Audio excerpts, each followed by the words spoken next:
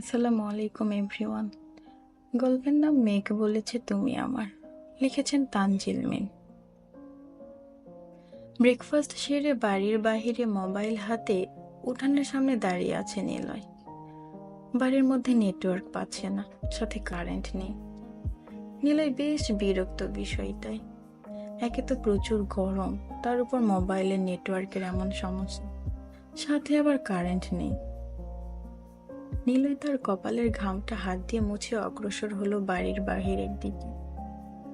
বাহিরে বের হয়ে বাম দিকে যাওয়ার জন্য পা রাখতেই এমন সময় সামনের রাস্তা দিয়ে মাথার ঘোমটাটা ঠিক করতে করতে ওই রাস্তা দিয়েই আসছিল অহনা। নীলয়ের দৃষ্টি যায় সেদিকে, অহনাও তাকায়। চোখাচোখি হয় দুজনের মাঝে।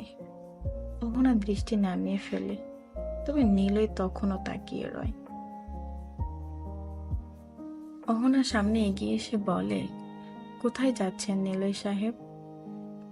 কোথায় আর যাব রমণী, তোমাদের যে বাড়ি, না থাকে কারেন্ট, না থাকে নেটওয়ার্ক, সব মিলিয়ে আমার অবস্থা বাজে।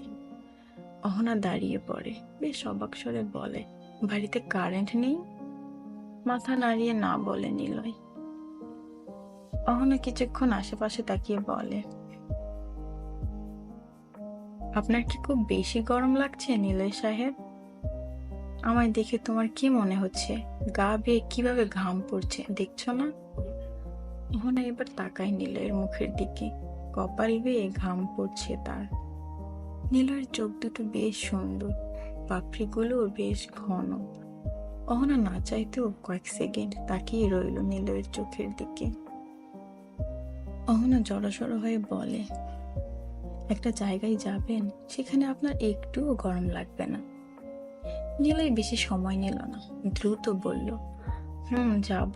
একটু ঠান্ডা হওয়ার জন্য মনটা বড্ড আনচান করছে রমণী, চলো যাই। অহনা হাসে, বলে, ঠিক আছে চলুন। অহনা আর নিলয় হাঁটা শুরু করলো। অহনা তার মাথার কাপড়টা আরেকবার ঠিক করে ধীরে ধীরে হাঁটতে শুরু করলো নিলয়কে নিয়ে। হঠাৎই নিলয় প্রশ্ন করলো, কোথায় গিয়েছিলে? স্বাভাবিক ভঙ্গিতে জবাব অহনার, ওই জহির আর নিলয়কে স্কুলে পৌঁছে দিতে গিয়েছিলাম। ও, রোজই যাও ওদের পৌঁছে দিতে? নিলয় আর কিছু বলে না। এবার অহনা প্রশ্ন করে, আমাদের গ্রামটা আপনাকে খুব বিরক্ত করছে তাই না নিলয় সাহেব? খানিকটা তো করছেই, আবার ভালোও লাগছে। আমেরিকার দেশটা খুব সুন্দর তাই না? হ্যাঁ একটু সুন্দর, তবে এখানের প্রকৃতির থেকে বেশি নয়। মুচকি হাসে অহনা। নিলয় অহনার হাসি দেখে বিড়বিড় করে বলে, এভাবে হেসো না রমণী, আমার কেন যেন তোমার হাসিটা কেমন কেমন লাগে। আপনি কি কিছু বললেন? অহনার প্রশ্নে খানিকটা চমকে উঠে বলল নিলয়, না কি বলবো। ও আচ্ছা, কেন যেন মনে হলো আপনি কিছু বললেন। না কিছু বলিনি। ও ঠিক আছে। গ্রামের প্রকৃতিতে পুরো পঞ্চমুখ চারপাশ, বড় বড় গাছপালা, ঝোপঝাড়, মাটির রাস্তা, পুকুর, খাল, বিল, সবকিছু পেরিয়ে হাঁটছে নিলয় আর অহনা। মাঝে একবার মাছরাঙা পাখিও দেখলো নিলয়। এছাড়াও নানা পদের প্রাণীর দেখা মিলছে তার। সামনে যত এগোচ্ছে, প্রকৃতি জুড়ে থাকা হিম শীতল বাতাস খুব গভীরভাবে ছুঁয়ে দিচ্ছে নিলয়কে। নিলয়ের ধীরে ধীরে গরম লাগা ভাবটা ঘুচে যাচ্ছে, বেশ ভালো লাগছে। এভাবে কখনো বাতাসের খোঁজে বাহিরে হাঁটা হয়নি তার। হঠাৎই অহনা খুশি মাখা মুখ নিয়ে বলল, নৌকায় উঠবেন নিলয় সাহেব? নৌকা? চলুন যাই, আপনার ভালো লাগবে। নিলয় শুনলো আর পাল্টা কোনো প্রশ্ন না করে বলল, ঠিক আছে চলো। অহনা দ্রুত এগিয়ে গেল। সামনেই খাল বেয়ে নৌকা যাচ্ছে একটা। নৌকা চালাচ্ছে অহনাদের বাড়ির 3 বাড়ি ছাড়িয়ে থাকা আলতাফ দাদু। অহনা দ্রুত এগিয়ে গিয়ে মিষ্টি হেসে বলল, দাদু কোথায় যাচ্ছ? আলতাফ দাদু বেশ লজ্জা ফিল করলেন, কিছু না জেনেই কি ভুলভাল বলে দিলেন। কিঞ্চিত হেসে বললেন তিনি, আরে ভুল হইয়া গেল গা, তাড়াতাড়ি নৌকায় ওঠ, বাকি কথা নৌকায় বসে হবে। অহনা এবার নিলয়ের দিকে তাকালো। সে কি কখন উঠবে নৌকায়? অহনা এবার নিলয়ের দিকে তাকালো। সে কি এখন উঠবে নৌকায়? এই দাদুটাও না কেমন যেন কিছু না জেনেই ভুলভাল বলে ফেলে। নিলয়ের দৃষ্টি ছিল তখন শান্ত, তাকে দেখে বোঝার উপায় নেই সে কি বিরক্ত ফিল করলো, রাগ হলো, নাকি অন্য কিছু হলো দাদুর কথা শুনে। অহনা খুব লজ্জিত ভাবে বলতে নিল, আপনি কি? পুরোপুরি কথাটা শেষ করতে পারল না অহনা। তার কথার মাঝেই নিলয় বলে উঠল, আমি কিছু মনে করিনি অহনা, চলো নৌকায় উঠি। এই প্রথম যেন নিজের নামটা নীলের মুখে শুনল অহনা। কিছুক্ষণ নীলের মুখের দিকে তাকিয়ে থেকে বলল অহনা, জি চলুন। অহনা নিজেই আগে উঠে বসলো নৌকায়। এবার নিলয় কিভাবে উঠবে বুঝতে পারছে না, যা দেখে হালকা হেসে বলল অহনা, আমার হাত ধরে উঠে আসুন নিলয় সাহেব। কিন্তু নিলয় ধরল না অহনার হাত। সে নিজে নিজেই খানিকটা সময় নিয়ে উঠে বসলো নৌকায়। বিষয়টা অহনার খারাপ লাগলো কিনা বোঝা গেল। সে হাত সরিয়ে ফেলল।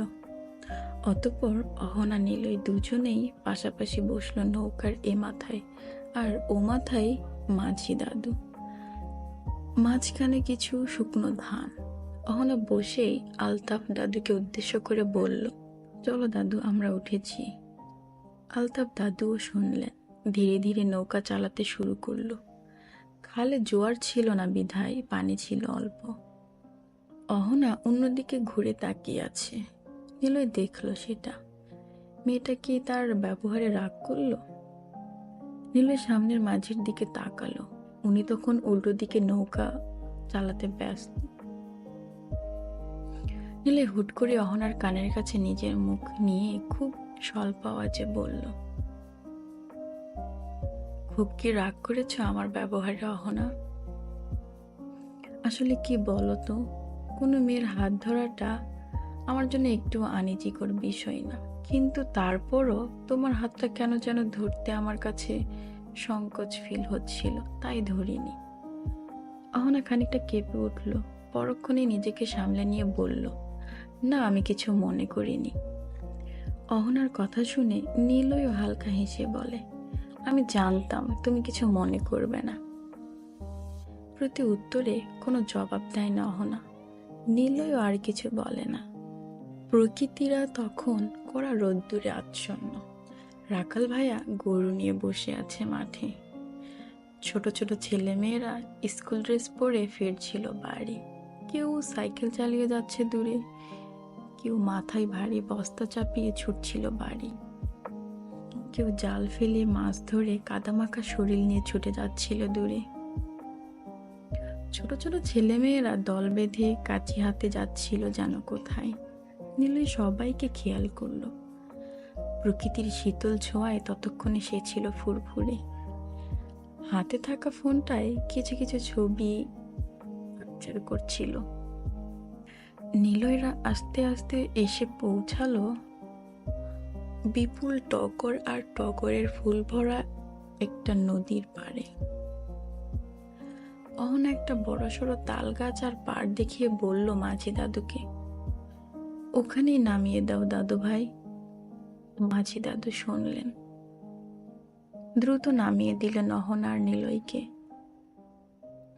পুরো রাস্তায় সিগারেট খাওয়া শেষ হতেই অহনা আর নিলয়ের সাথে বেশ হেসে খেলে কথা বলেছেন তিনি।